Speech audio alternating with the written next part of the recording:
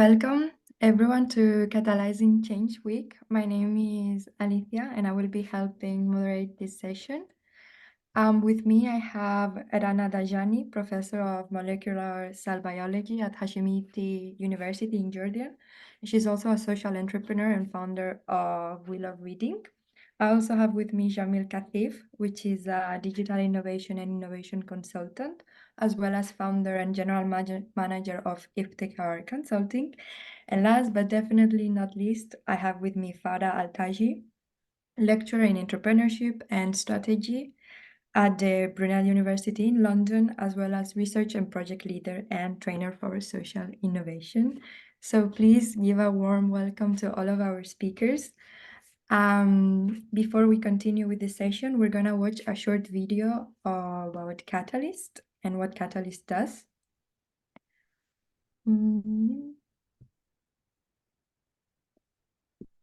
This is our session, and this is gonna be the video. I'm hopeful that everyone can see my screen as well as listen. Speaker is muted? No. Okay, thank you so much. Okay. Hi, I'm Sanjoy Roy, the co-chair of the Catalyzing Change Week Programming Committee. Welcome to CCW 2024. This is where you'll meet social innovators, change makers, folks from government and from bilateral agencies. And of course, this is a place to look at best practices, share ideas and innovations, and enjoy networking with each other. Welcome to the session.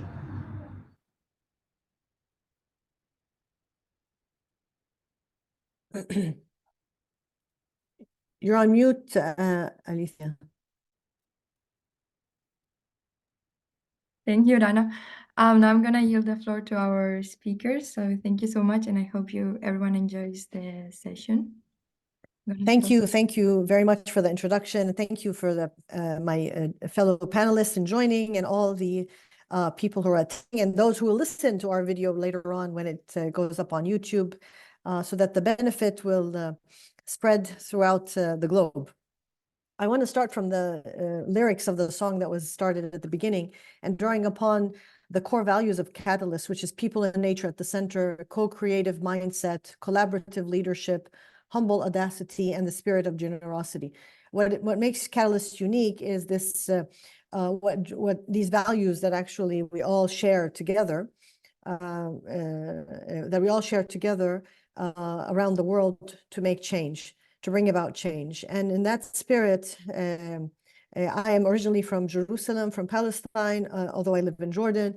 And with what is happening today in Gaza, the unfolding genocide as we speak, and the wonderful rise of humanity around the world, especially among youth around the world on university campuses, raising their voices together to uphold justice, equality for all, and when we say never, never for anyone, and true universal values, I want to acknowledge those that are being killed, not right now, and those who have been killed from different sectors.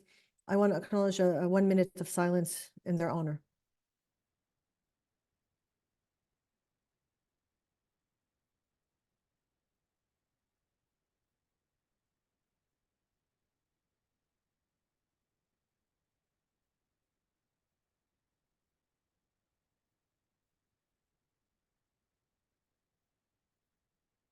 So our voices are their voices, and that's why our work is important. These sessions are important. For us to share and reach out across borders and boundaries is very, very important. And to learn to listen and learn from each other and collaborate on an equal basis is very, very important. So starting with Assalamu alaikum, which means peace upon you all, which is how we greet people in my part of the world. I am very excited for this panel. And I'm going to start by talking about the title is about how do we go from volunteering to social innovation or social entrepreneurship. And we can discuss which word is better, or do we want to use both terms, innovation, entrepreneurship. But to me, what is social innovation and what is social entrepreneurship? As a biologist, so I'm a professor of biology, as Alicia mentioned, humans have been evolving for at least 200,000 years in the state we know them today, and before that in different forms. And one of the things that allowed us to survive is not just how smart we are, by the way. It's how capable we are in interacting with the environment and coming up with solutions that are community-based, group-based. We are social creatures. So we survive because we're social, and we survive because we're social innovators by default. So to me, I believe it's an innate quality in all of us. And it's just that how do we tap it? How do we unlock that magic and that potential? And so it's present in every community, in every culture, in every human being.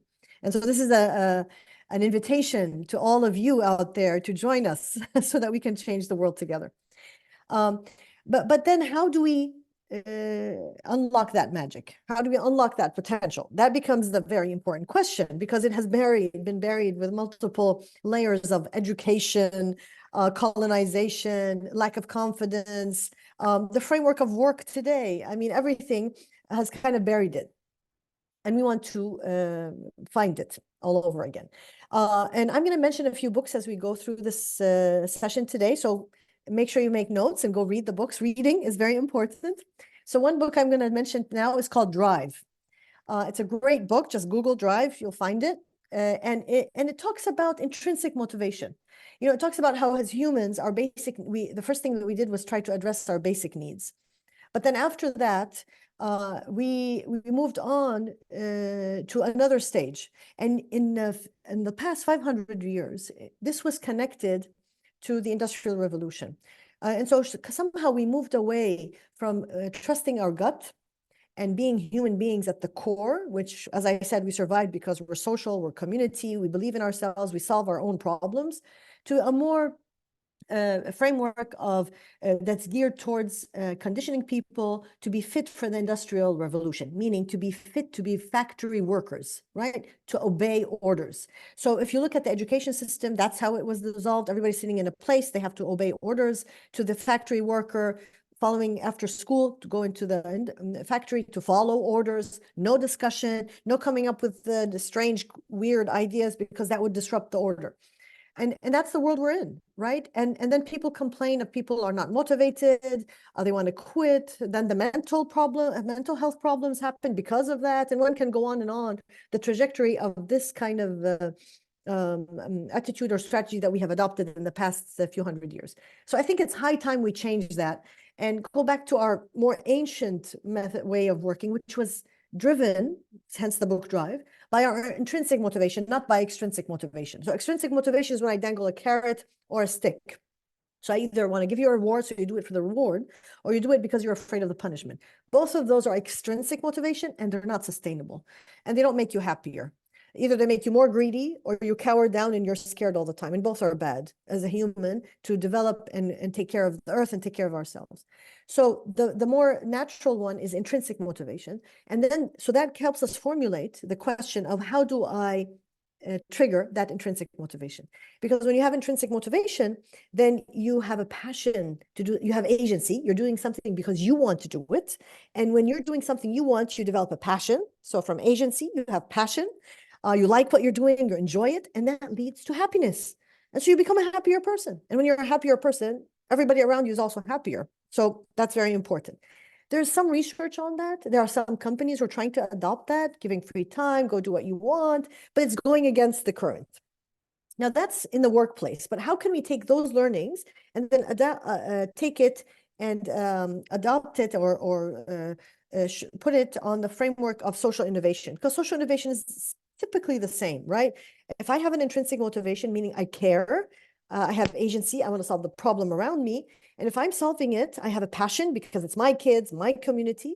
And then I become happier because I'm solving something that makes my life better, and so on. So these are really very abstract concepts. Like I said, they were used more in the workforce, and nobody was actually using them in social innovation, in the volunteering kind of world or sector. And so the question to me was, how can we connect then the concept of volunteering, helping out, making good, to becoming a social innovator? And there were hints and clues from some programs on how that worked. But I'm going to stop there. And so I gave you some teasers to think about and reflect upon, and in your own work or in your own sector or your own social innovation work.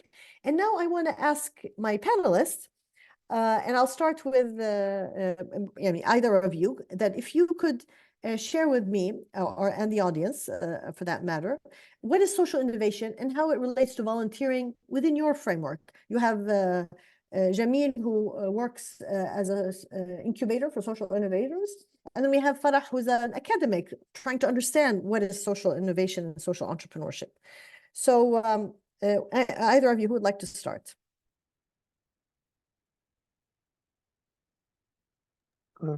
Leave it to Farah first, yeah, please. Okay, thank you, Jamil. Thank you very much, Rana, for the introduction. And I would like to start with the T-shirt story. This T-shirt, can you see it? So this is a very dear T-shirt to myself, and I take it to all my lectures when I talk about social entrepreneurship. So you can see it, it's a small size one, but I keep it, it was for my daughter, but now I keep it for myself because I really like the story behind this T-shirt. So this T-shirt story started from or came from Al-Baqa camp in Jordan. Al-Baqa camp is a camp for Palestinian refugees in Jordan. And and this story started from Khuyut. Khuyut is a social enterprise in Jordan, and Khuyut wanted to, as a social enterprise, wanted to help women in Baqa University, in Baqa camp, in Baqa camp to kind of like to help them to, you know, as every one of us would like to help people in the camp with refugees who kind of like displaced and have really gone through a very difficult time. They don't find opportunities at where they are. And so they wanted to help them. And as we do that as like charities, we go there, we give money, we aid them and so on. And that's part of the volunteering that we know, that the traditional form of volunteering. But then Khuyut came up with this very creative and innovative idea, which is this T-shirt story that I would like to share with you, which tells a lot about social innovation and social entrepreneurship. So Khuyut, founded by Basma Nazir, and Basma found she's very much in love with tatriz, embroidery, Palestinian embroidery. And she found that Palestinian women, refugees in this Baqa camp, they are talented in doing this embroidery and in doing this tatriz. So she was thinking, why not we create this a production line of creating these T-shirts, which is modern, but has this, you know, cultural and heritage in it. So women at the refugee camp can work on this, do the embroidery. We produce these, they produce these T-shirts, they sell it to people outside the camp. And when you buy it, you pay for yourself as a T-shirt for yourself or your daughter or whoever you take it for. And this money comes back to women at the refugee camp as an income for them, as kind of like, you know, this is as work they do as this embroidery. And it also buys another T-shirt to a girl in the refugee camp. And so this is something innovative. It's kind of like a different way of looking at charity work, a different way of looking at volunteering as kind of like, I go somewhere, I help people, and that's it.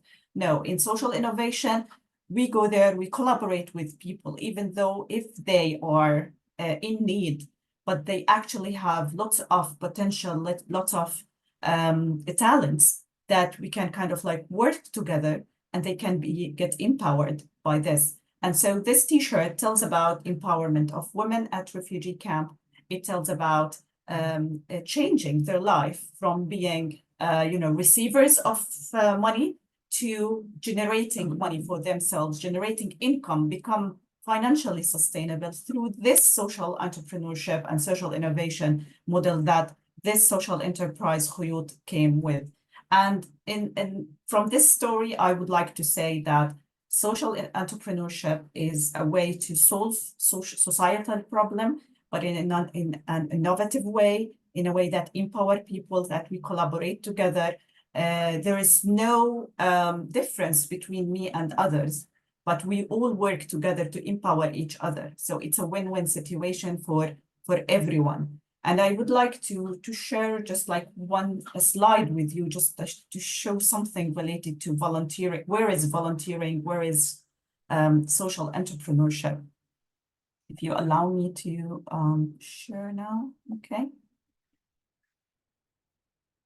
Yeah, can you see my screen? Yeah, okay. So I really like this spectrum. This is very important for social entrepreneurship to understand, you know, the sector in general. So this is a spectrum for started from, you know, the very end of the sector, non-for-profit, and the other end of the spectrum is the for-profit organization. So here is the traditional charity, that non-profit organization, how they work. They receive money, they receive they receive individual aid or international aid or whatsoever governmental aid. When they have this money, they use it to provide with some social value, right? And then we have the for-profit, that the traditional business that we all know, that businesses that, you know, that work only to generate money. But then social enterprises comes at the middle point of those two models, that it creates a social impact, but it's also it comes with sustainability, with financial sustainability. And so the voluntary sector, the traditional voluntary sector is usually here. It's in the traditional way of charity and with the non-for-profit organizations, which is very, very important sector. But then now life is changing and we need to think of being more sustainable and to rely on ourselves. So why not we think of this voluntary sector to be pushed and come towards this model of social entrepreneurship? So I do create value for the community, but I can also become sustainable, financially sustainable. And I do try to meet the needs of the society in an innovative way that is sustainable. So here is sustainability. I talk about social sustainability, financial sustainability as core aspects of social entrepreneurship and social innovation. Thank you.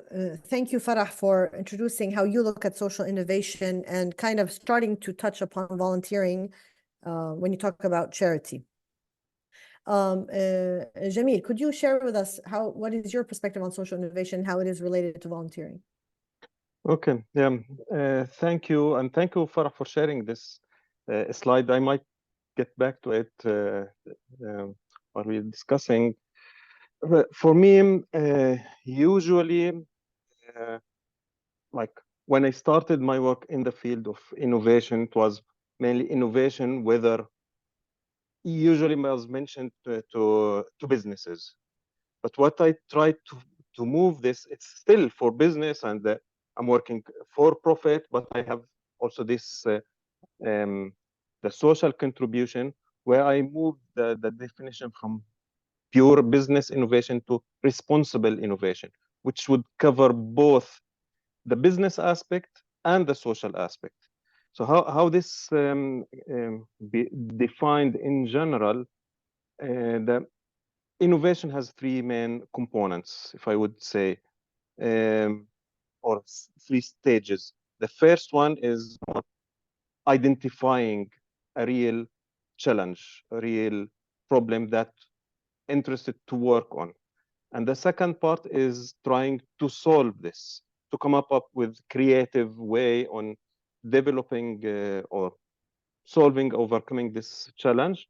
And the third part, which is the most important, which more driving to the social enterprise, because the first two parts mainly could be tackled by volunteers, so anyone can identify a challenge, try to come up with ideas to solve these challenges and start implementing maybe challenge. But the last part is to make sure that the solution will be utilized and create the impact. So this is the last part, which what Farah was referring to, giving the value, giving the sustainability. So it's not only, and here back to the volunteering aspect, yeah, it's needed for the first two elements, but if you don't move more to the last stage, creating value, creating impact, making sure that the solution is sustainable and utilized over time, it will not be able to or this will not be an innovation or social innovation or responsible innovation. And this could go for both business, social, community, even the public sector. If you think about it in this 3 steps and try to move to this responsible innovation approach. So this is my main understanding, or how I perceive the social innovation. Thank you. Thank you. So if I were to draw this, and please use your imagination with me, that we go from an individual, right, who gets excited about something or not excited, feels miserable about something, right, identifies a challenge and then gets excited for the solution and then has to figure out how to create impact from it. So on this spectrum, today's session, so thank you for setting it up for us very nicely. We are talking at the first stage. How do we re-trigger in every individual that feeling of responsibility, that feeling that I can come up with a solution. I don't want to just complain about why don't people queue, why is the street dirty, why doesn't anybody listen, et cetera, but how do they look inside themselves and think, wait a minute, why am I complaining? Why I can think for myself, why can't I come up with a solution? So that's the part we're discussing today. There are many other sessions and times to discuss the further down the pipeline is, okay, so after I have the solution, how do I make sure it has impact? But that's further down the line, and that's not what we're discussing today. Today, we're going to the really first step. How do we help trigger this feeling of responsibility that we said is innate in all of us to come up with a solution, which was the question, how do you go from, is volunteering the trigger? And if so, how? Does volunteering trigger you becoming a social innovator? So let me give you a story, how I came upon this question and why I was so curious and why I'm inviting both of you to this panel, and I'm excited to hear from you. So I'm a scientist, I'm a human being, but I'm a scientist in my profession, and I do a lot of research. And I don't do social science. I work on genetics and biology and look deep into cells and proteins and genes. That's my day job. But scientist means you're curious, and curiosity takes you beautiful, wonderful places. And curiosity, again, is another human innate quality that everybody has, not just scientists. Scientists like to think they're the special people, but they're not. Everybody is curious as well. And so that led me to notice the problem, which is that children don't read for fun in Jordan, where I live. And I was curious, why don't they read for fun? And I realized they all know how to read. They have enough books. Then why aren't they reading? And even they're like, the culture says read. The first verse in the Quran is read. So I discovered through this kind of analysis that the reason they don't read for fun is because they don't have a role model. Their parents don't read aloud to them. They don't live the experience where reading is fun instead of chore and boring. So I found out this, therefore, the reason, which is they don't have role models. And from that reason, I was able to come up with a solution, which is, every parent should read aloud to their children. So that was my kind of analysis of the problem and the solution. Then I started reading aloud to the children in my neighborhood, as like you said, an individual can come up with a solution and actually start applying it and implementing it. And then after 3 years of doing that, I turned what I'm doing into a training program. So we train people all over the world how to read aloud to children in their native language in a public space of their choice. Now, so the program is all about helping children fall in love with reading, and it's called We Love Reading. But then we won the UNESCO International Literacy Prize because of children and literacy. Somebody told me, and I'm telling them about not just about the children who are falling in love with reading, but the women who are reading aloud to the children, who through reading aloud were not just discovering their voices literally by reading, but figuratively by becoming leaders in their community. Because I was receiving all these stories from all these women and men, but the majority are women, saying how suddenly that they felt important, and within their communities. They started thinking of other things to solve in their community since they've solved the reading problem. So they started solving littering, water conservation, creating their own NGO, finding a better job. So they got transformed from the inside. And so this person told me, Rana, your program is not about children. It's about adults. It's about adults becoming social innovators. And I thought, what? I didn't think of that. So we changed our vision or mission to changing mindsets through reading to nurture change makers. So reading stopped becoming the objective, but became the tool to unleash the magic, if you want, of when you discover yourself through reading, you change and you become a social innovator or social entrepreneur trying to change the world around you. So that's what we did on the ground. But as a scientist, I was curious to understand why and how. Like, how was this working and why? And that's when I reached out to Farah, who was doing her PhD at that time, almost finishing it in social entrepreneurship. And I was saying, could somebody come and study this? I don't know how to study it. It's not my field, but I understand that it's important to study and important to understand. Because what really piqued my curiosity is that what was unique about We Love Reading is that these women were volunteers. We weren't paying them. So they were really volunteers. And again, I found in the literature, there's a lot of confusion when somebody says volunteer. That doesn't necessarily mean they're not paid. Sometimes they actually pay them and they still call them volunteers. So very careful of definitions and terminology. Ours are not paid. They are volunteers. And they only read when they want to, as much as they want to. They can quit whenever they want. So that's very important in the mindset. And these women have total freedom to do whatever they want with their reading project in their communities. They have total agency when to choose where, how to reach out, where to read, et cetera, et cetera.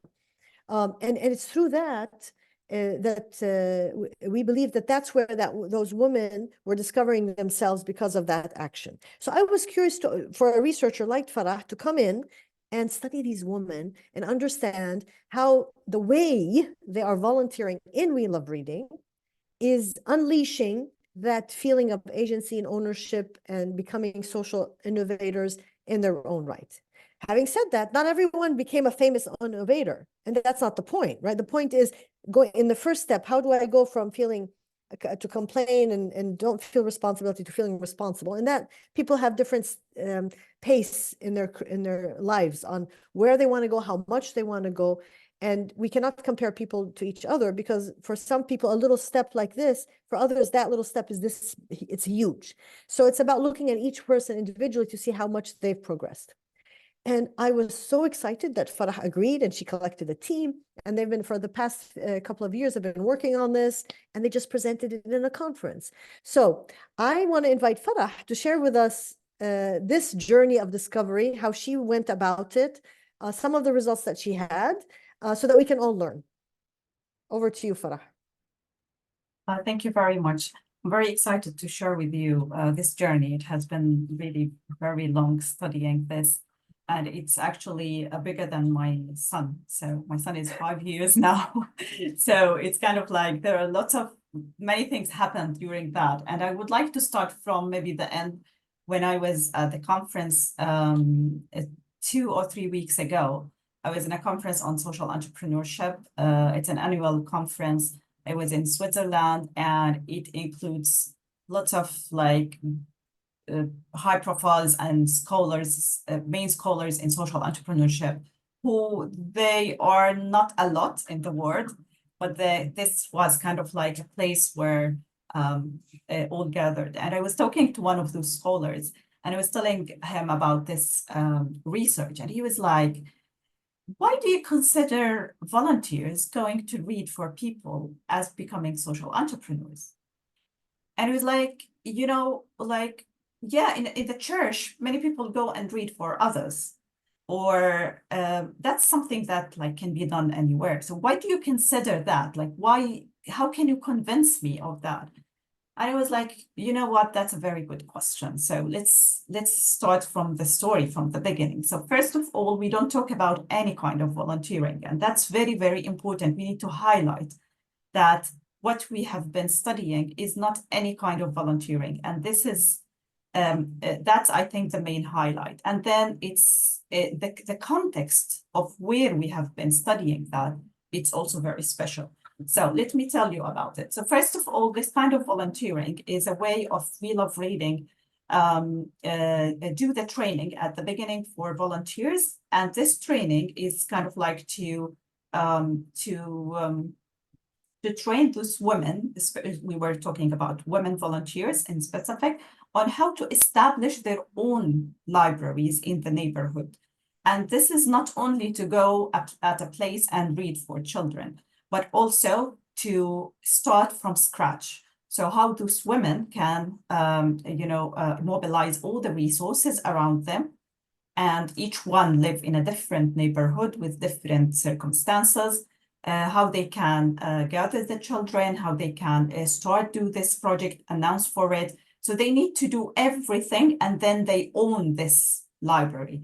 And so the model is a little bit different than I have a room where I collect children, I have everything, I do all the, the resource mobilization, and then I just like call for volunteers to come and read for 1 hour and they go. No, in this sense, we talk about a different kind of volunteering where volunteers, they this kind of program boosts the entrepreneurial features, characteristics in the individuals to become this ambassador or this person who read and establish this this library. And he was like, when I told that, it was like, okay, then the story is different. So we talk about a different way. So here is like, you talk about entrepreneurial aspects, you talk about entrepreneurial characteristics in individuals that this program is trying to build.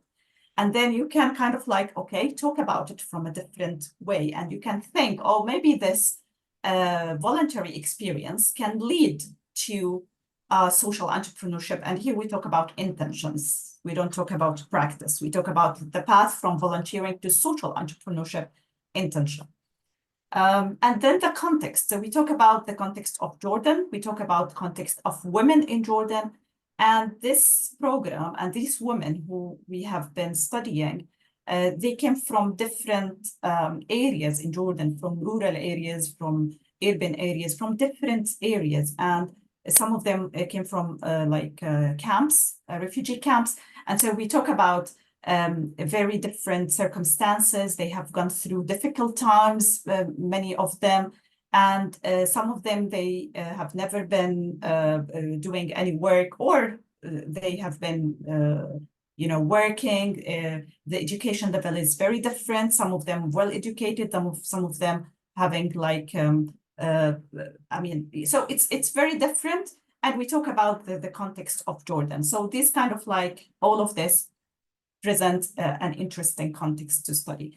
And then what we have done through these years of study, we started with surveying a sample of women volunteers with We Love Reading. So we started to collect data before they started the program with We Love Reading, asking them questions about their intention to become social entrepreneurs, their resilience, their self-efficacy, different characteristics and variables. And then we asked same questions at different points after they started volunteering with We Love Reading. So we asked same questions after 3 months, 6 months, 9 months, 12 months. And then we kind of tried to understand how their voluntary experience impact their intention to become, or have an evolution on their intention to become social entrepreneurs. And after we finished that, we find out that their intention increased, their resilience increased, and their self-efficacy increased. So there was this impact of this voluntary experience on their social entrepreneurship intention, resilience, and self-efficacy. And then we came to this interesting part of what happened, so why, and how this voluntary experience really impacted their intention, their resilience, and their self-efficacy. So to answer this question, we interviewed 34 women who have been with us in the same study. And then we asked them many questions about their experience with We Love Reading and how this impacted themselves, and whether they have any aspirations or any future plans to do something for the community. And I would like here to share the framework that we have developed out of this study to show how this voluntary experience impacted those women intention, social entrepreneurship intention. So we have this framework. And so this framework, it talks about the journey from starting the voluntary experience here, where we call it harmony of purpose, until they reach out to a point of having a social entrepreneurial aspiration and intention. And we find out that there are two trajectories. They can be also interconnected, of course. To make it simple for you, the first trajectory, we call it societal influence. And here, where we found that those women, they started volunteering, establishing this library, reading for children on a regular basis. At the first stage, they started to realize that their reading sessions have an impact on those children. So they found out that those children become happy when they come to for these sessions. Some of their behaviors change to positively. The screen time reduced. So they kind of found out that there are lots of different. I can show here. Yeah, for this stage. So they realized there are lots of impact on children. And also on another point, some of them mentioned that, okay, while I'm reading to children, this created a secure and supportive space for children. So they started to tell more about themselves. They talk about if they face any problem and so on. So they started to realize the impact. And then at the second stage, okay, they started to realize that I have an impact while reading to children. And then while working with children, they started to recognize some other needs for those children. So they need a club to nurture their talents. They need some after-school homework support. They need some children with disability. They need some special, way of helping to read and write. And so they started to recognize what other needs those children have. And this led those women to think of, why not I do that for them? Why not I create a club for them? Why not I do a special program for children with disability? And so this was the journey during this voluntary experience that led them to have the intention to become social entrepreneurs. Another trajectory was what we call it intrapersonal influence, which is very, very interesting. Here we talk about the first that those women volunteers while started volunteering and reading for children, they found out that this act of volunteering has an impact on themselves. They become more resilient as individuals. They become more social. They become more having some they become happier. So they found out that there are some validation to themselves, and they found out that they become more resilient. And as a second stage in this trajectory, this showed they start to recognize what other potentials and skills they have. Oh, I have skills in dealing with children. I have skills in communication. I have skills I'm innovative. I have some ideas. And this kind of impacting their self-efficacy led them to think of, why don't I think of doing something more for the community? And they started off thinking of other projects to do for the community. And so these are the two trajectories. And of course, there is interconnection between them. And we are now, studying this interconnection to kind of advance and go beyond this framework. But mainly here, we talk about a type of volunteering that empower volunteers with entrepreneurial skills. And then it shows them the impact of their volunteering on the society. So this kind of motivate them to do more for the community, or this show them the impact on themselves, that this, let them become more resilient and so on, and realize their potential. And so why not I do more for the community as well? So that was the study that we have done with We Love Reading, and that shows the individual impact on volunteers as individuals, and how this like this experience can lead for social entrepreneurship intention. And just like to mention the last point, that in the conference discussing this a lot, and there was this interesting aspect of, now let's study how this can be transferred and translated into behavior, not only intentions. And why not we go back to those women and ask and see who has really started a social enterprise or a social innovation, and see how this not only arrived to the point of intention, but then it's translated to behavior, because we want to have an act as well. Thank you. That was fascinating. I am so excited to see where this is going to go and what can we learn from it. But so thank you very much. And maybe one just cautionary note that if we have proven to a certain extent, or as much as we can, that there is an intention that has been nurtured, I also want to just point out that not necessarily an intention, in order to be successful, it has to be translated to actual action. To me, how do we define action, right? And again, that's which begs, how do you define success? Does it mean I have to have a job and I have a lot of money, which is usually the case, as I see? Like, does this lead to employment? But no, can we just say, redefine also, what does action mean? What does success mean? So that we can capture all forms of success for every kind of person, regardless of their background, their aspirations, their circumstances, and so on, so that we don't fall into the trap that it has to be economic, or otherwise it doesn't count. No, I agree with you. Just like one very quick comment on that.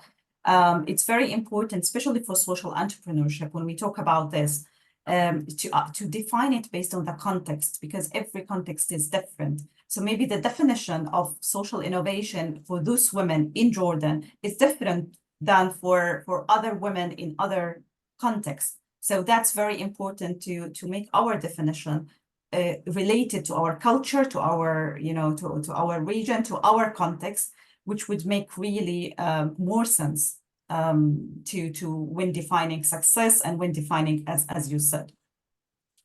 Thank you. So important. Jamil, what are your comments on this research related to your work, and what can you take from it to use in your work? Yeah, first, thanks a lot. It's really interesting findings, and I'm interested to know more about these, the next steps, if I would say. And in fact, you reminded me about myself. Long time ago, I started this volunteering in different programs, different activities, try to initiate some, and it helped me to learn first about myself and then about others. So this is what, yeah, I agree on the findings, and it's really helping us learning about ourselves, which is a key for, could be a key for success. So this is one area, because as you said, it could be different types of success, but it's, again, if I don't understand what is success for me, which is the case, sadly, at least in our region, young people, they don't know. They've been told that this is the success. So they have to understand what is success for them and build on that. And this is the key. So thanks. You reminded me about all this long time ago.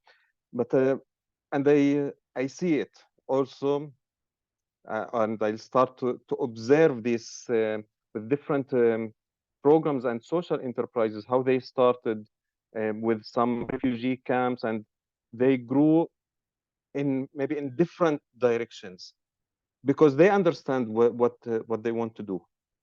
It's still for a cause. What So yeah, this is my main observation and reflection, if I would say. Thank you. No, thank you very much. And actually, this is very important. I think we are touching just the tip of the iceberg of trying to unpack and analyze or peel the onion to understand human nature, and what drives us, how we make these decisions, how those intentions formulate and come to be through our experiences, through the environment, the context where we live in, and where it will take us. So I've started writing a book called, well, I don't know what it's gonna be called, but it revolves around the concept of agency. How do we foster that innate behavior in different ways, in different contexts? So this is all very, very informative. So I'm gonna go to my last kind of section, which is based on these findings, your experiences, and of course the audience is welcome to join, is how can we use what we've learned to influence policy, right? What does this mean? What does this mean to influence policy locally, globally, and how will this impact how we look at social innovation, with whether as academics or in the world of international NGOs? And maybe to make it a little bit more specific or clearer, I'm talking about program design. So we're always designing different programs, whether it's to foster social innovation among people or to encourage volunteering for different purposes.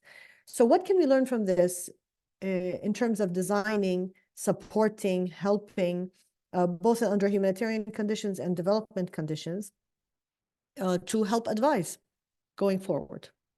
So I don't know, Farah, do you want to try a jab on that? And then Jamil, and then we'll open it up to the audience. Yeah, I think that's a very important question, and I will get back to the spectrum that I presented at the beginning. So when we talk about the two parts of this, or the two ends of the spectrum, so we talk about NGOs here and businesses here. And so then in the middle, the hybrid model, which is social innovation, social entrepreneurship, which can, have both the social impact and the financial sustainability aspect. And so when we talk about the influence of this on NGOs, of course, this can be an example for NGOs on how they can, empower their volunteers, because it's not only about the impact that you create on the society, but also on your people as well. So the volunteers that volunteering, and there is this problem of the high turnover of volunteers at NGOs or at charity organizations, because of the sustainability aspect. So volunteers always motivated by, they want to work, they want to give for others. They want to help the community when they see a problem. They want to do that, but they also want to, to live. They want to afford for their families. They want to kind of like, and so here is the dilemma of I want both, and this is hybridity that we live in our life, and we all have, like, I'm myself a volunteer now, and I find it very difficult to manage between my work that that afford to myself and my family, and then to also with volunteering, and to have this balance. But then talking about NGOs, so we want to maintain and to have volunteers as sustainable as possible with us, and then or to give for the community. And so why not we think of having programs that provide for the community, but also empower our volunteers and can impact them on an individual level to become social innovators in the future, and to become social entrepreneurs in the future, which has, of course, an influence on the economy, on the social aspect, on all sustainability aspects. And I think that's very important for NGOs, because that usually we say, or in the research, volunteers have an influence on organizational resilience. So who give the resilience to organizations is their volunteers. So they are very important aspect for each NGO. And now the way that we think of NGOs is to become more sustainable, to become more to become towards the middle of this spectrum as much as possible, And this kind of models can help of kind of like, okay, let's change our way of thinking to become, entrepreneurs and to empower our volunteering. And with regards to policy, as we always say, if there is this community of individuals and organizations that believe in social entrepreneurship, that believe in volunteers become social innovators, this can influence the policy. So I think that it can start from us working on this from on an individual level, on organizational level, which can influence really policy. Thank you very much, Farah. Jamil. Yeah, I like the question and try to give you an example or few examples of what I've been through in the last few years. First, for policymakers and NGOs, they need first to live this experience, to live this approach. It's not just, okay, this is good, this is bad, or it's theoretical, or this is what's happening.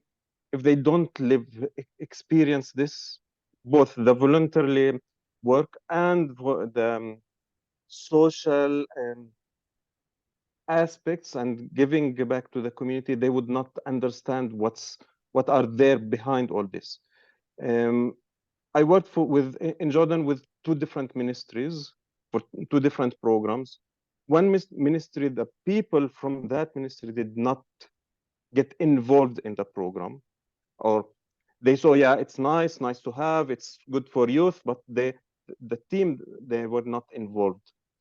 Another program for another ministry, the team get involved in the program, in the activities, and they saw what does it mean to understand people or the empathy, if I put it this way. If they don't feel this, whatever we talk about or designing programs, they would not feel this pain.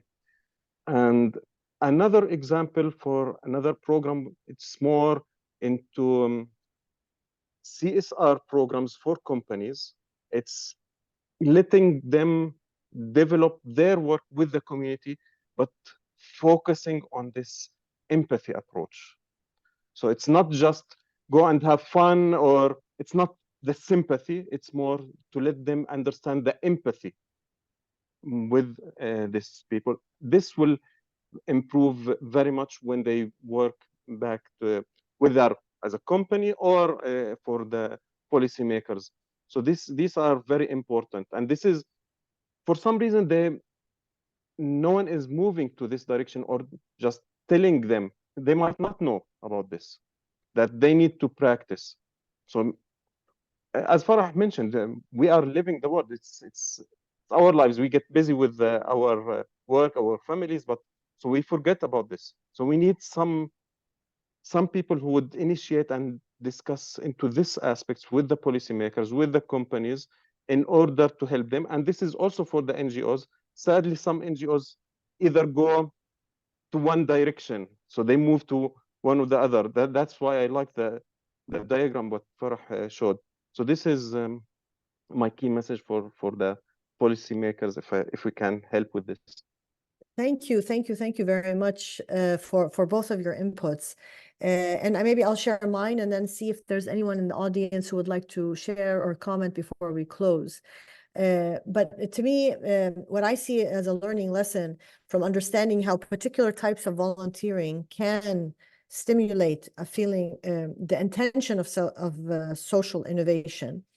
To me, that's a very important message for those programs that are implemented within the context of refugees, if it's humanitarian, or those programs that are implemented within the context of development in Jordan or across the world.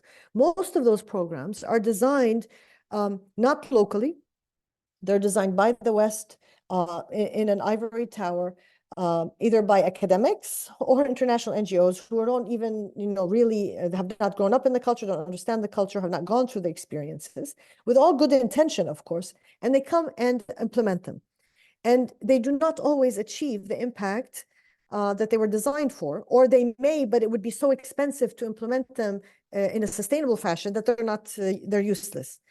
And so to me, what I learned from here is that there are programs that are very low cost, though simple, if designed properly, and to me, locally, co-creation, co-design with the local people, then we can come up with, and learning from examples like We Love Reading, how to design those volunteer programs that are made to help boost mental health, made to help boost, empower women, are not achieving the goal, that it's about how do you design the volunteering, that they have to feel it's their project. They have to start it from scratch. They have to have that full agency and responsibility, the things that Farah talked about, that she discovered in We Love Reading, that will help boost and foster that feeling of social intention of social innovation that will ultimately lead to a betterment, whether it's I'm internally happy, my family's happy, or the community around me is doing better.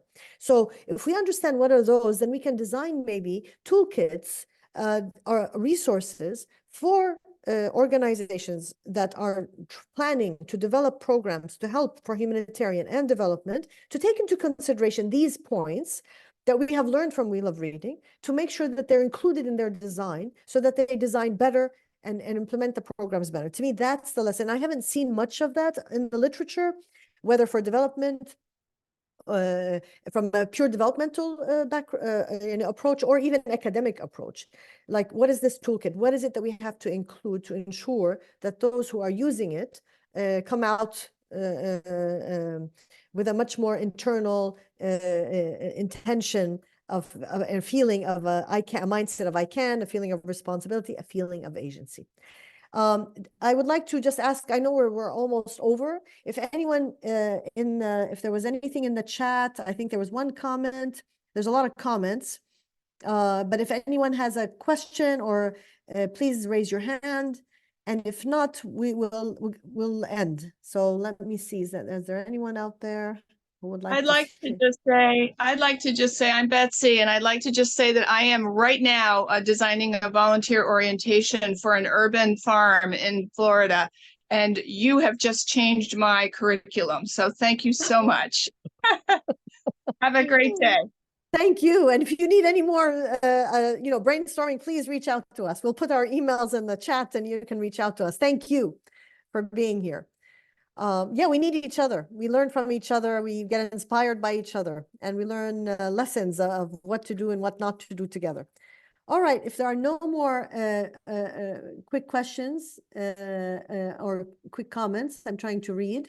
There's a self-validation, self-recognition for interpersonal influence. So Farah's paper will be out soon. I think it was accepted, right? But we just have to submit the full manuscript. So soon it'll be out and published, and we can all read it. You can reach out to us. People can post their emails in the chat for those who want to, or how to reach out to them. I posted mine.